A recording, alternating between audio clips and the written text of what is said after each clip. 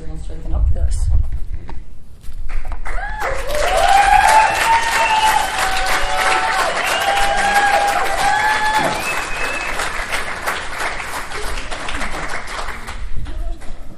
Don't clap yet. You haven't heard what I have to say.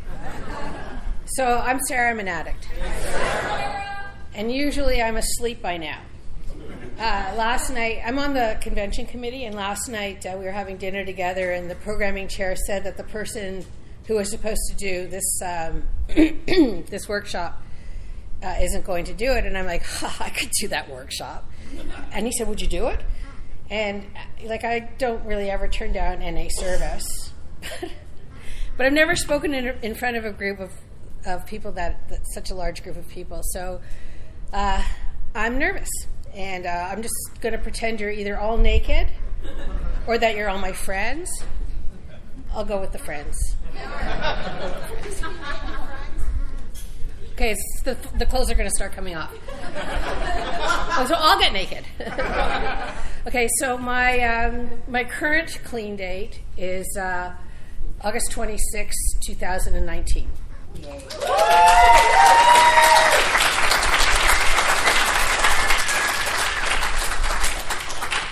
I love you guys. My original clean date was June the 1st, 2001. I'll do the math for you. 17 years I relapsed.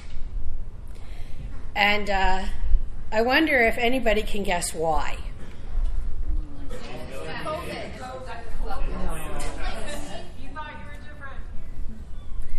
I lost my connection.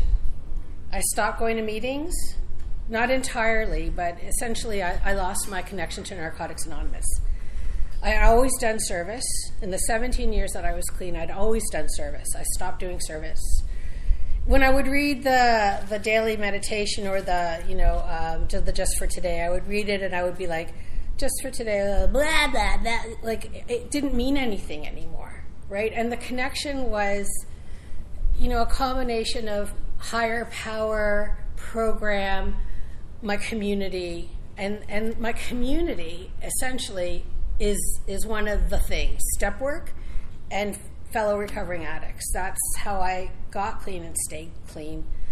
And then life happened, right? I heard COVID, but it wasn't because of COVID. It was because I lost my connection. And I had a secret, and I didn't tell anybody my secret. Okay, so I'll start with what it was like, what happened, and what it's like now. What it was like was I was raised in a family that was violent, disruptive, chaotic, and not a lot of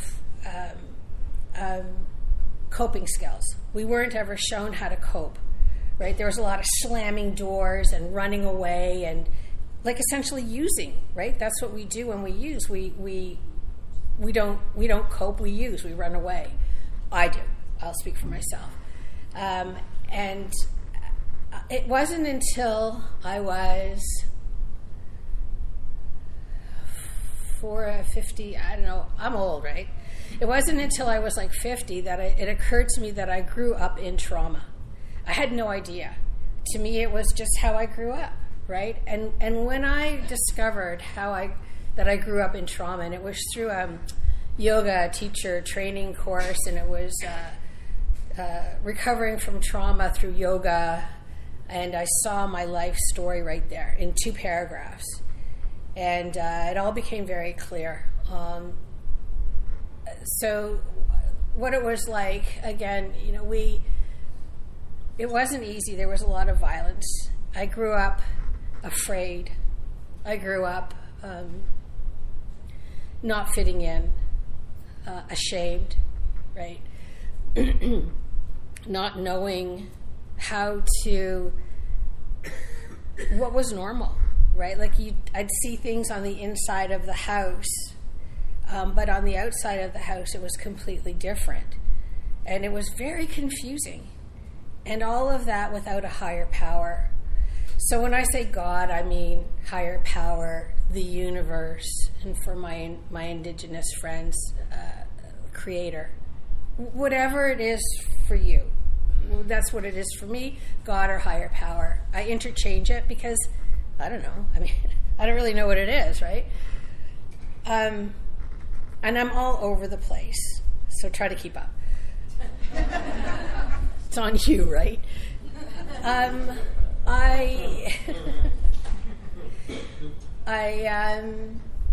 So what it was like.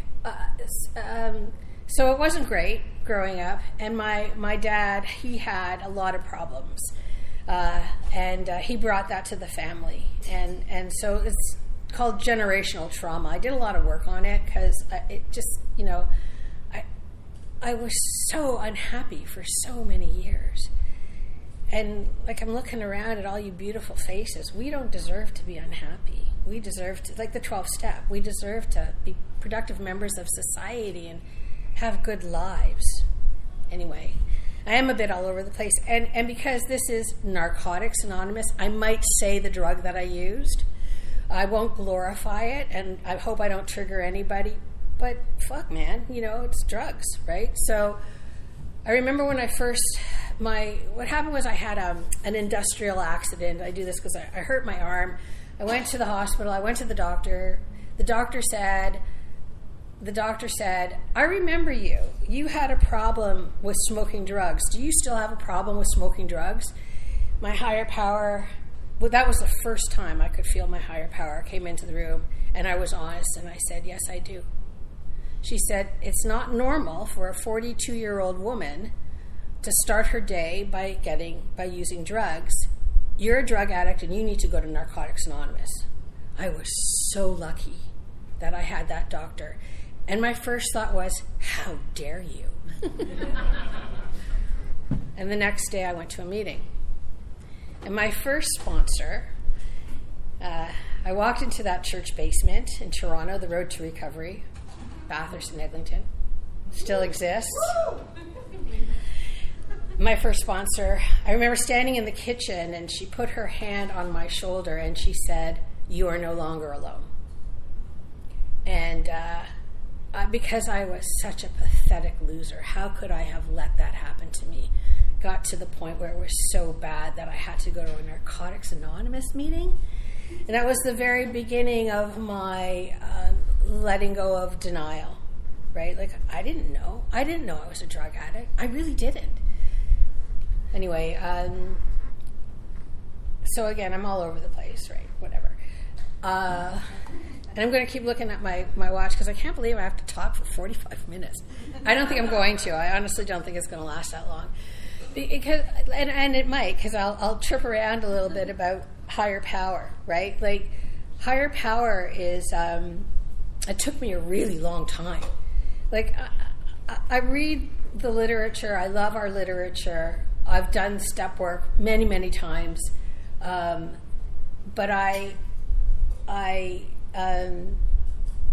it took me a really long time to figure what higher power, like it says in our literature, higher power, God, or whatever. I don't know how many dozens of times. Is there any literature geeks out there that know? Okay, good. So it took a really long time for me to figure it out. And I remember my first sponsor said, find somebody in recovery who you admire, a woman, because I identify as a woman, and ask them how they pray and what their higher power means to them. So I was like, okay. And it was Lena. I remember having a conversation with you, outside the steps. And beyond that, I read as much as I could about God, and not religion, but about God, right? Because I was trying to figure out what God was. I didn't know. I don't know if any of you feel this way. It's just like for some of us, we were brought up with a God of our understanding from our childhood, but it might not work for us anymore, right? So I was on this quest because it was right there in the steps. Find a God, right? Okay. So it took a couple of years, and I remember going to Niagara Falls with a group of addicts in recovery, and standing at the crest. You got that right. Standing at the crest, watching the water go over the falls and thinking, wow, that's more powerful than me. That was my beginning, where I truly believed that there was something more powerful than me. I had no idea. And so it sort of, nature became that for me. Great outdoors, right? Where the water comes in and it goes out, and the birds fly south, and the bees find a queen, and like, how do they know this stuff? Right? There must be something more powerful than me. And then I heard this guy at a meeting who I was kind of hot on, right? He was kind of cool, right? And he said, the definition of my higher power is, and I was like, yes, because I liked him, right? He said, it's undefined. And I was like, what? And I thought, oh, if his can be undefined, then so can mine, right? And so mine can be like whatever I want it to be, but it can also be instinct, right? Do you ever, like, you're going down the road and you want to turn right, but something says turn left, and you do it, and you don't know why? So that, like, and angels and dogs, I love dogs, and cats, whatever, nature and art and harmonizing and music and certain things that make you go, oh, like you can't explain that feeling. That to me is a power greater than myself. And all I have to do is understand that exists, right? And whatever else comes from that, I can go back to that when I need it. When I'm not in trouble anymore. I tend not to get into trouble that much anymore, just with my mouth. And then people say, stop it, that's not what I meant.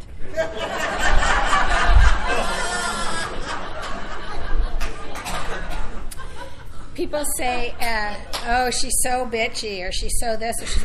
I am bold, and I'm unapologetic, and sometimes we have to be forward. Okay, I'll stop there. The relapse. Dun, da, da. The relapse. Yeah, I lost my connection. I wasn't going to a lot of meetings. And I was in a place, I was working for somebody who was toxic. He was, my words are failing me, so we'll move on. He was kind of toxic. And I was getting sick. I was getting migraine headaches, like, every other day. He owned a moving company, and I was managing the moving company, and it was in, if anybody knows Toronto, Moss Park. Yeah, the drug capital of Toronto, the very worst part of Toronto. I was frightened all the time. The movers would rarely show up, and like we had to scramble. And he was passive aggressive. That's the wording, passive aggressive. And he had his own issues, but I didn't know how to deal with it. I didn't know how to deal with it. It was impossible. There's some people that it's just impossible to deal with, especially when you lack coping skills. Now, I'd been clean for like 16 years, but I still, just that personality shift hadn't happened yet, or ever. And as I said, I had a secret. So one of the things that happened was at the job level, we launched a new service. It was organizing, helping people organize their space. And I went to do a job, and I was, putting stuff away and doing things, and I came across this box of stuff. And I said to the owner, what should I label this? And she said, oh, those are my edibles. And I said, oh. She said, would you like one? And I said, no. No, thank you, right? Seed planted, right? Edibles. Because 17 years ago, there wasn't edibles, right? There was other things, and it wasn't edibles. And it was about 18 months of that seed being planted, and I never told anybody. That was my secret. I didn't tell anybody that I got triggered by somebody else's edibles, and I started thinking about them because I was so desperately unhappy in this job, right? But there was nothing like I couldn't go. I could, but I didn't go have a drink or whatever. So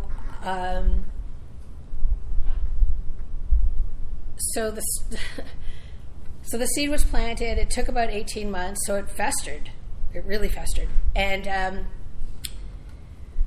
I remember it was just not a good time in my life, right? 6 years ago. And a friend of mine and I decided to go to Ottawa for the weekend. And we thought we would stop off at a reserve and buy CBD cream. You guys know what that is? Yeah. So it's basically it's got THC in it, or it didn't have THC, but it's got. You all know? Okay. Fuck, I don't know. And like we're a couple of old ladies, and my shoulder hurts, so I need to see my shoulder. My shoulder hurts. Fuck. So I need some CBD cream. And she knows me really well. And she said, are you going to be okay if we go into this? And I'm like, yeah, sure, no problem. She said, did you talk to your sponsor about it? I'm like, no. I didn't talk to my sponsor about it. We pull into the driveway, and I knew. I knew I was going to relapse. And I didn't say anything. And I'm not going to... I joke about it now, but it wasn't funny, right? And this is what happened. So... Astrid, are you here? Yeah. Is Sam here? No. Okay, but for those of you who know Sam, God, I love Sam. He used to say, I'm Sam, I'm an addict. I'm a dope pig. Right? When I first started going the road to recovery, and he would say, I'm a dope pig. So they had on the counter, they had Nanaimo bars. They were little ones, like the size of my fingertip, right? And I saw them. And Heather went to the bathroom, and I was like, here we go. And I took one. Nothing happened. 8. I ate 8 of them.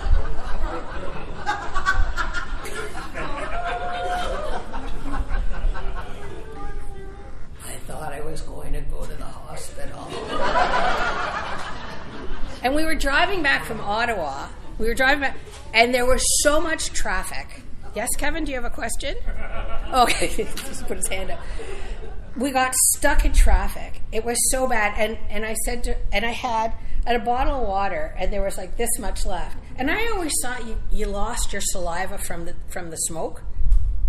I said, Heather, I have something to tell you. She's like, yes? I said, I relapsed back there. She said, yeah, right.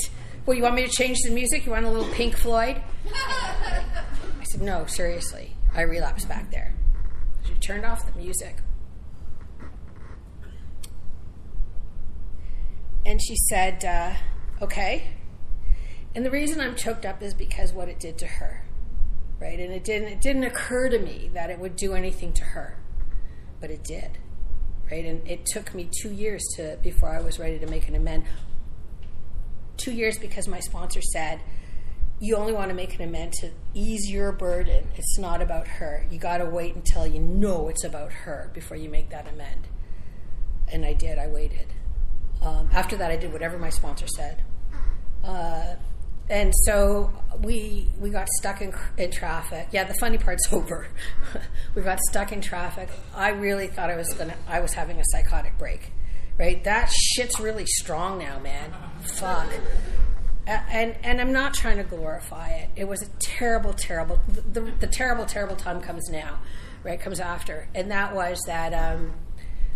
She said, "Do you want to call Stephanie?" And I said, "No." That's our sponsor. We share a sponsor. I said, "No," and I honestly, I thought I was going to have to go to the hospital. And so we went back to her place, and I stayed the night because I couldn't drive.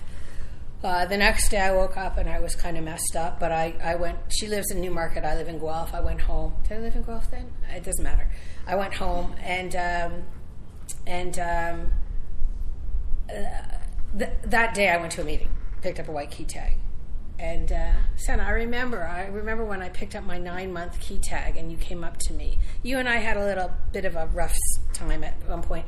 And I picked up my 9-month key tag, and you came up to me and you said, that must have been really difficult for you, and I admire you for that. And after that, I thought, that's it, man. I'm not going to feel guilty anymore. That was the catalyst, because at some point, I had to stop feeling guilty and ashamed, right? Like, I had to just carry on, keep doing service in NA, try to carry a message of recovery, try to help people find that higher power, do the step work, do service, have a sponsor, be a sponsor, right? Because it really does work, right? You all know it works, right? And when people say relapse doesn't have to be part of your story, it certainly does not have to be part of your story. But if it is, know that you can come back and get loved right back to where you were before. You can do it once, you can do it 1,000 times, and just keep coming back. Am I finished? No. I'll let you know. Thanks. Okay, so continuing. So I didn't call my sponsor at that time, but I did call my best friend.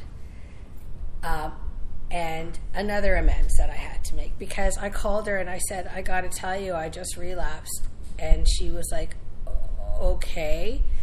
And it didn't occur to me that that would have an effect on her, right? But after a few months, and we talked about things, when I was ready, when I had a clear head again, and we had conversation, I said, I'm so sorry that I did that I dumped that on you. She said, well, what would it have been if it was me that I had relapsed? Would you be okay if I called you and said, I relapsed? I'm devastated. I would be, of course, yeah, call me. That's what we're here for. We're here to support each other. That's the community, right? That's the community. But the one person, anybody from Oshawa, Whitby, Oshawa area, know Brenda Y? Yeah, you guys know Brenda Y, right? She's one of my best friends. You also know that she very rarely doesn't know what to say, right? She's very smart. She's been around for a really long time, and she always knows what to say. She's worked in customer service for 1 billion years. Before I ate those 8 Nanaimo bars, I'm a dope pig. I thought, it's just going to be part of my story. Nobody's going to care. Not a big deal. I called Brenda 2 days later, and I said, I got to tell you something. She said, yeah, what's going on? I relapsed. Hello? Brenda? You there? She had nothing to say. That's when I knew I really fucked up. When my friend Brenda didn't have anything to say after I told her I relapsed, it hit me that I relapsed. I mean, I knew I relapsed. But the consequence for me in my heart and in my soul, my spirit, right? And yeah, it took. So I went to a meeting the next day. I picked up a white key tag, and I remember Gail. I was sitting there, and when they said, "Does anybody want a white key tag?" and I grabbed the edge. It was downtown Toronto, the Nooner, Sunday afternoon, and I grabbed the table. And she looked at me, and she, we know each other, right? She put her hand on my hand. She said, "Get up and get it." Right? She didn't know. I didn't tell her I'd relapsed. But when we just know each other, right? Because we go to the same home groups. We go every week. We talk to each other. We tell our stories. That keeps us accountable.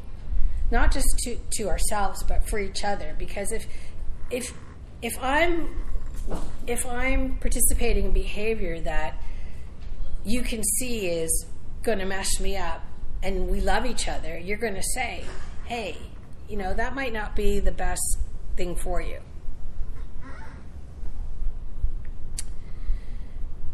I don't know what else to say other than I love me and Orkna.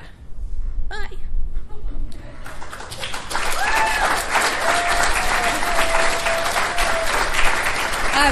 Actually, I was just saying goodbye to one of the people that was leaving, but no, this is good.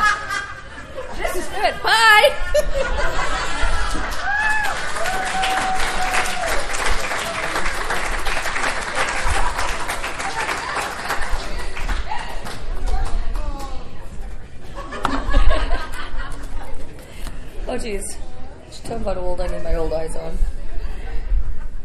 Okay, thank you, Sarah.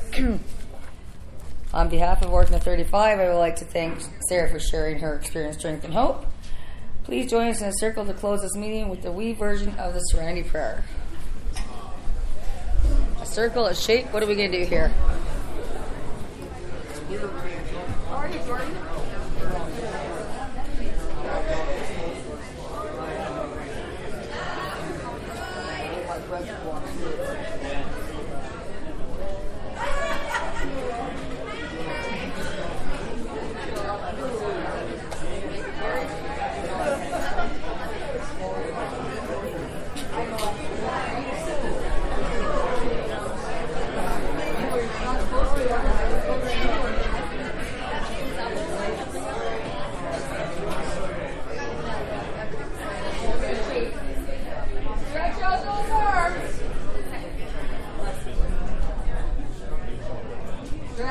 Stretch. Hey, back there in the back, hold hands. Joy, close the circle. Close the circle. Okay.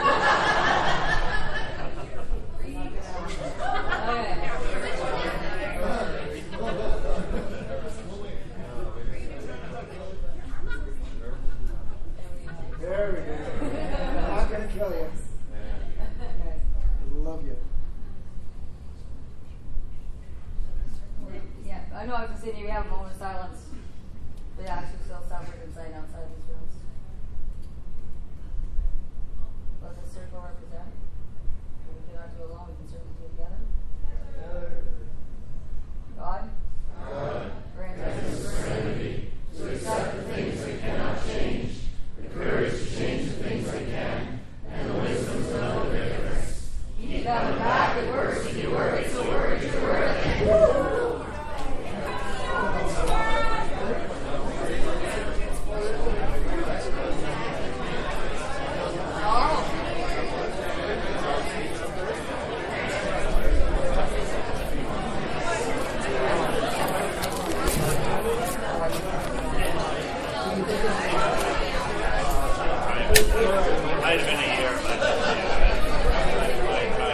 Jordan, I haven't seen you since, well, remember I started in Huntsville, right?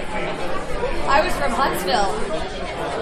That was me that was from Huntsville, and I used to go to like Heartland, and I was part of activities committee and everything with Sandra.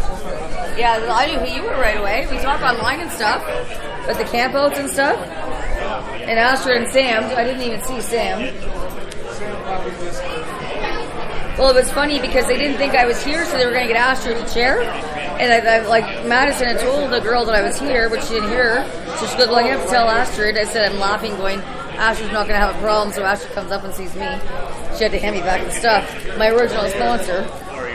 So, but weird seeing people, right? And Sharon J is my sponsor now. So, but some people that like just see me. I'm in the Sioux now. I moved back to the Sioux in 19. So right before COVID, so then I was having women's meetings at my house. If I ever get the chance, I'll be going up here in December. No time flat, but circumstances are holding me back. So. Yeah, you had stuff happen with brother. I saw something. You had something online. There was a lot of stuff going on with you. I kind of saw some. I'm not online much, so every now and then stuff comes up. Stuff happens. And yeah. I learned recently, and I got rid of a bunch of people in my company that were toxic. That when somebody says, "You do you," it's a polite way of saying, "Okay." And I looked that up, and I went, "Oh my God, that was it." Because there's been a couple times. I usually go for something careful. I didn't go last year. This happened, so it was in February, I was supposed to come up here, and I asked for some support. Not financial, just emotional support. And I got really injured. And I said, okay, that's when we stopped. I cut a lot of people out of my relapse. And my mom got really sick. And I actually went a couple of having to leave things including for the less fortunate and stuff like that. And I didn't know I went into a trauma state. So then I had to, and I'm just sitting there every day, and I'm